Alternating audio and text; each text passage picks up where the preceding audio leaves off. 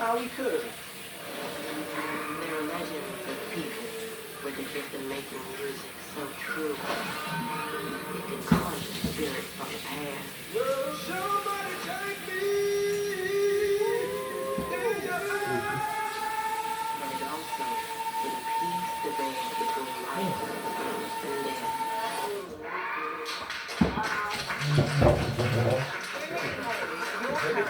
Involved with Michael's characters, but obviously he was playing two characters. So how long was that for you working? I'm a bit tired. It was amazing. Driving, He I made said it driving, for us. He was so specific, and each character was so nuanced that it was always very clear to us which twin he was playing.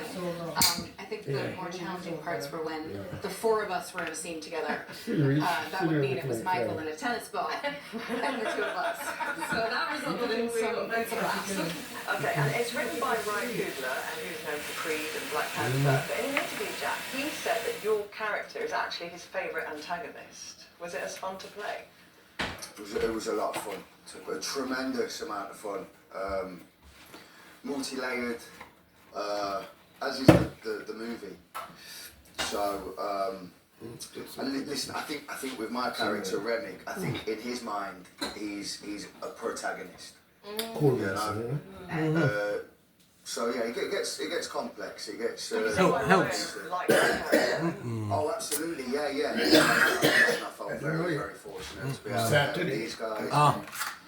You know, you're dead right. It is right. It was brainchild. So, phenomenal experience, man. Phenomenal film. Go see it. Well, I mean, you're selling it very well, but it's very, very gruesome.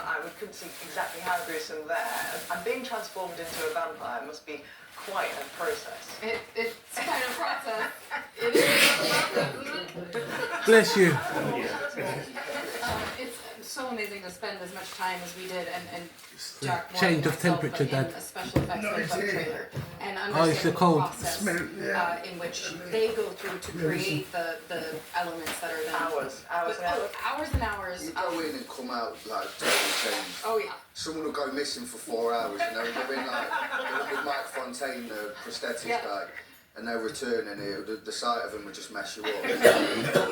True.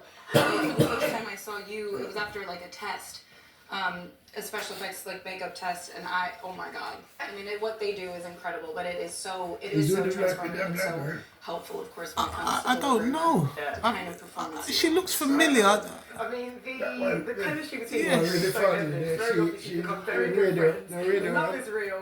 Tell me about these games. Oh, the presenter. The We DJ. had games. I don't know her. We played games on set. We would play like Rummy Cube and Bananagrams, Uno. Got a bit heated. I was going to say, is it a bit competitive? Because Jack, you're looking a bit... Well, it's hard because he's outside a lot, right? Of course. Yeah, who You gotta decided? let him in. So we were I was inside. kind of excluded from the No, games. just Attraction. Games night though, that was for everyone. Right. Yeah. Then Jamie Lawson would cook, Michael would cater sometimes, and it was a lot of fun. But it wasn't all fun and games, because you're filming in New Orleans, which has its challenges when it comes to extreme weather, but also some unexpected guests on set. Oh yeah. I mean, one day we had an alligator show up. Yeah, sure. You know, Not every day you're at work. Let's see, we had a snake wrangler, and he was very busy. We barely saw him. Oh yeah. He was loving it. He came back though one time with a snake. Oh, Do you remember that? No. Yeah, that was. You when see it the was friend He was of doing his job. Right. Yeah. Probably planted. Yeah. Someone yelled out, "Cut! We should cut." Why? There's an alligator in the scene. It's Behind us. So great. Yeah. Obviously, where we're from, New star. you know, we don't really deal with alligators on a lot of work, or you know, kind of pay a lot of money to go and see that and experience that. Nah, All in a day's work. Now, music is really important in the film, isn't it? And it's mainly American blues. But Jack, you got to actually go back to your own roots, didn't you? And ended up singing an Irish song. Yeah. The character, I think, what's amazing is this whole vampiric element to him meant that he's been around for a long time. And yeah, I think he was rooted in something historical and real, and that was his Irish heritage. So he's bringing a few Irish flavours to the party, and bit of traditional music and the real stuff, you know, the proper stuff. Yeah. So that was, I was buzzing. And speaking of music, 2025 Hayley, I know you're making a return. Really had a top 5 hit in the UK with Starving. Big tune, and you're coming back to music, aren't you? I am. I was given the most incredible opportunity with this whole movie, not only as an actor, but now as a musician. And I got to collaborate with Ludwig, who did our incredible, just gut-wrenching score. And it was the most insane whirlwind of a process, but it came together very quickly, and the song will be out when the movie comes out.